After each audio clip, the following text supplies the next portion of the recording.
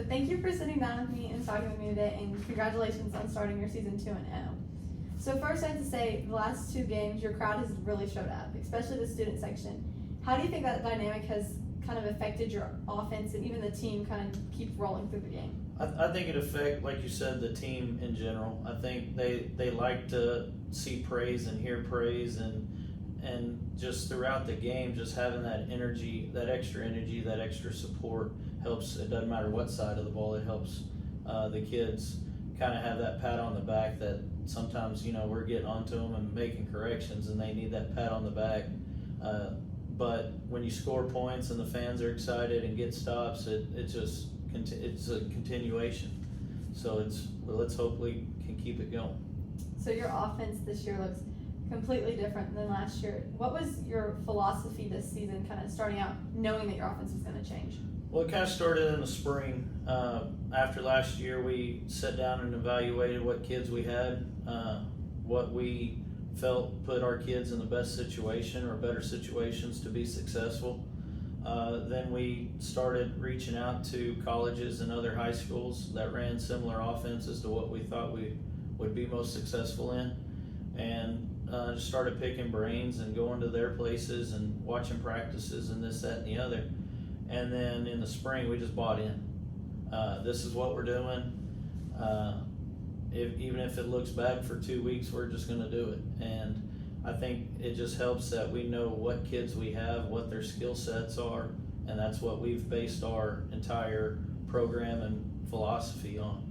So completely changing your philosophy and your offense this season, what is the key for it to succeed? There's several things. We need to be able to sustain drives, get first downs, and put points on the board. Our biggest thing, and I preach to the kids every week, is we have to take care of the football. So if we can take care of the football, get first downs, and finish drives with points, we're going to be successful. So this season, y'all have scored 75 points in 2 games, which is over half of what you scored in last season. Why is that? Is it maybe skill set, scheme, opponent? It's all the above. I think, one, the kids like what we're running. I think that's a big thing. Again, they see, hey, we're running a RPO offense to put defenses at binds, which is also going to get them some extra touches, extra looks at times. And I think you could see some of that come together a little bit in the Denton game. We relied on the run a lot just because of what our reads gave us. And then a lot more in the Centennial game. Our reads were throw the ball, so that's what we did. And so I think the kids see that it's going to make us more successful by doing what we're doing. But I think a lot of it too is just their skill sets. We can be explosive. In years past, we haven't had that kind of explosive plays, especially last year and the year before. I think our only explosive plays came from just 1 or 2 guys, and now I think all the way across the board, any of our skill guys can take one at any given time. So you're talking about the skill set of your players. Your quarterback has seemed to do a ton of running this season, past 2 games, mainly kind of carrying your running game, it seems. Do you plan on introducing that more like traditional running game with running backs, or keep Sorsby running the ball? Well, a lot of times he's not running just because it's a called run. A lot of times it might be because pass protection breaks down, or he made a wrong read and then he's just trying to make something out of nothing. But I'm not going to break what's going on. I mean, if the quarterback run game's going, that's what we're going to do. But our offense is an RPO offense, so the running backs are going to get their touches. They've had some success the last couple games. I think Drew's averaging 80-plus yards over the last 2 games. Godwin didn't get as many touches this time, but he didn't have to play as much offense. Defense was out there a lot more. So we're not going to change anything we're doing just because the quarterback's been running so much or anything, but it's definitely a dynamic that causes defenses to have to prepare for a little more. So you talked about your defense being on the field quite a bit this last game against Centennial. Some people say the best defense comes from your offense staying on the field. Y'all's offense this year has been very fast scoring and very high powered. Do y'all plan to kind of slow it down and stay on the field to help your defense out? There's no need to slow it down. We just need to make sure we sustain drives. Against Denton, I felt like we did a good job. There was only 3 drives really where we didn't put points on the board, or I would count it as a negative drive, and 2 of them we were kneeling it out. So, and then the other one was a 3 and out. So we were able to drive and score.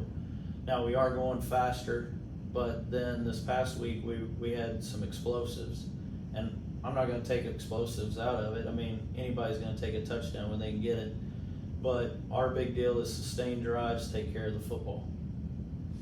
So when I talked to Coach Young, he said a key to succeed offensively was just to limit penalties. Seems over the past 2 games that y'all have limited penalties. So how does that kind of help the momentum of your offense in a game, or even just going forward in the season?